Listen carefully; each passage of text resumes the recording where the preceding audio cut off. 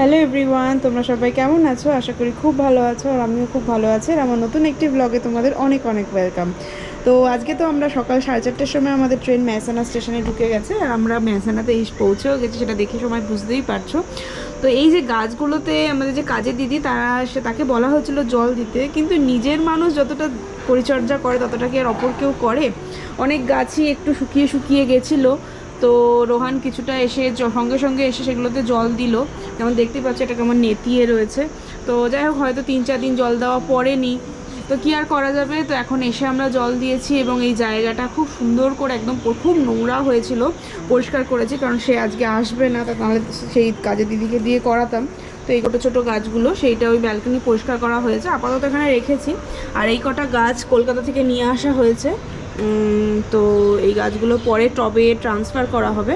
আর এইটা মা কালমেঘ পাতা, সেই কালমেঘ পাতার গাছ এরকম নিয়ে এসে নেতিয়ে গেছে, যদিও ট্রেনে জল দিয়েছিলাম, আবার জল দিয়ে দিয়ে ঠিক বেঁচে যাবে। তো কালমেঘ তো মানে সবসময় ভালো, বাচ্চাদের সবারই কৃমি বা এরকম কিছু জাতীয় জন্য এটা তো ভালো ঔষধ। তো এটা বড়ি করে রেখে দেওয়া হবে মাঝে মাঝে খেলে।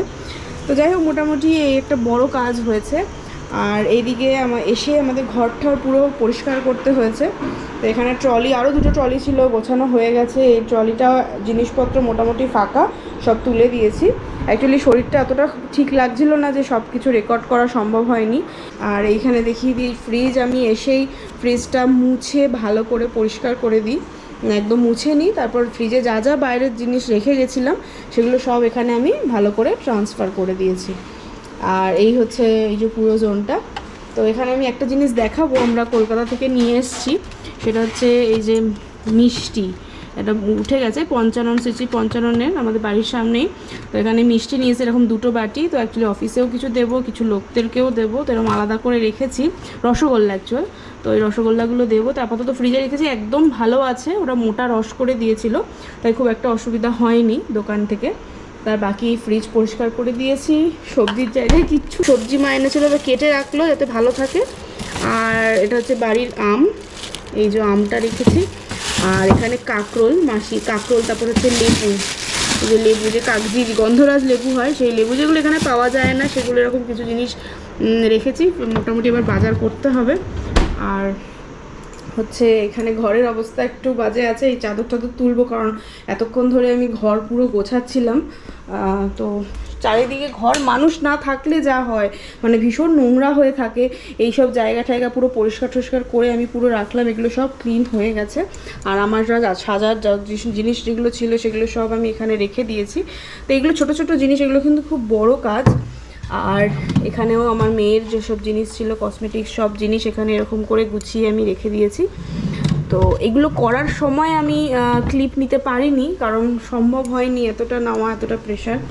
আর মানে একটা থাকে না, একটা কাজের প্রেশার, তার মধ্যে রেকর্ডিং করা একটু কঠিন হয়ে যায়, তার জন্য আমি সব নিতে পারিনি। এখানে জুতো, কিছু ম্যাট, এগুলো ধুয়ে দিয়েছি, এসেই সঙ্গে সঙ্গে ধুয়ে দিয়েছি যাতে পরিষ্কার হয়ে যায়। আর জামা কাপড় ওয়াশিং মেশিনে দিয়ে মেলা হয়ে গেছে। এই যে ব্যালকনিটা প্রচণ্ড নোংরা ছিল, প্রচণ্ড নোংরা এগুলো। এই যে আমাদের যে পায়রা এতটাই ডিস্টার্ব করে, আর কি বলবো। যাই হোক, মানে পায়রার পটি ঠটি সব একদম মাখামাখি কেসছিলো, তো এগুলো পুরো আমি ক্লিন করেছি। মা জল ঢেলেছে, আর আমি ঝাঁটা দিয়ে ঝেঁটিয়ে ওয়াইপার্স দিয়ে ওয়াইপ করে পরিষ্কার হয়েছে। এইখানে আমি ওই ব্যালকনির যে গাছগুলো দেখলেন, ওই গাছগুলো সব আমি এখানে এনে গুছিয়ে রেখে দেবো। প্রচণ্ড রোদের হালকা, প্রচণ্ড গরম, মানে কলকাতার লোকেরা যা বলছে, এখানে গরমটা স্কর্চি, আমার হাতে পায় না, টান ধরছে ভীষণ। তো প্রচণ্ড গরম, তো ঠিক আছে, আর মানাতে তো হবেই। ওই জন্য দরজা সব বন্ধ করে দিচ্ছি, কারণ ঘরে লু ঢুকে যাচ্ছে এতটাই। তো এখানে বিছনার যে বেডশিট আছে সেটা চেঞ্জ করলে, আর এসব টুকিটাকি কিছু জিনিসের কাজ থাকবে। যেমন এখানে এটা সবই ওকে, কিন্তু এত ধুলো হয়েছে না, এই যে হাতের মধ্যে ধুলো আসছে, তো এইগুলো একটু মোছা বাকি থাকবে। আর হচ্ছে মেয়ের জামা কাপড় এইটুকু এখন একটু আমি গোছাচ্ছিলাম, কারণ এখন অলরেডি 2:30টার মতো 2টোর মতো বাজে। তো খাবার খাবো, খেয়ে এসে আমি এটা গোছাবো। এখানে কিছু জিনিসপত্র আছে, মেয়ের জিনিসপত্র এতে তুলবো, আর এখানে যা তোলার মোটামুটি গোছানো হয়ে গেছে। আর আমার আলমারিতে আমার জিনিস গোছানো হয়ে গেছে। মোটামুটি আমাদের ঘর ডান, পরিষ্কার টরিষ্কার করেছি, 3টে ঘর এসে মুছেছি। তবে এই ব্যালকনিটা গোছানো একটু বাকি আছে, ভীষণ নোংরা, ক্যামেরায় আসছে না, ভীষণ নোংরা। এটা একটু পরিষ্কার করতে হবে কালকে, এটা ধীরে ধীরে, মানে এগুলো হবে ধীরে ধীরে, কিন্তু একদিনে অনেকটা করে নিয়েছি, এটা অনেকটা রিলিফ। আর হচ্ছে এই ট্রলিগুলো তুলে দেবো তো? হ্যাঁ, এই ট্রলিগুলো, ভিডিওটা দিয়ে এই দিলাম। যে এই ট্রলি দুটো ফাঁকা হয়ে গেছে, এই ট্রলি দুটো তুলে দিলে মোটামুটি কাজ ডান। আমি একটু দেখাই কিছু জিনিস। এগুলো আমি নিয়ে এসেছি অ্যাকচুয়ালি কলকাতা থেকে। এরকম অ্যাকচুয়ালি কলকাতাতে অনেক জিনিস জন্মদিনে পাওয়া, মুখে ভাতে পাওয়া বা বিয়ের এরকম কিছু জিনিস আমি টুকটুক করে আনি, কারণ এখানে থাকা হয়, এখানে অনেকটা ব্যবহারটা বেশি হয়। আজকে তো বাটিতে কিছু দেওয়ার নেই। এই যে এইরকম বাটি, দুটো বাটি, গ্লাস, এই আর কিছু কাচের, কিছু বড়শি, লাউ কলার কিছু সেটের কিছু জিনিস নিয়ে এসেছি। আমি এখানে এইটুকু আনতে পেরেছি কারণ এতে অলরেডি ব্যাগ অনেক ভারী হয়ে যায়, এর থেকে বেশি আনা যায় না। এবার আমরা খাবার দাবার কিছু খাবো।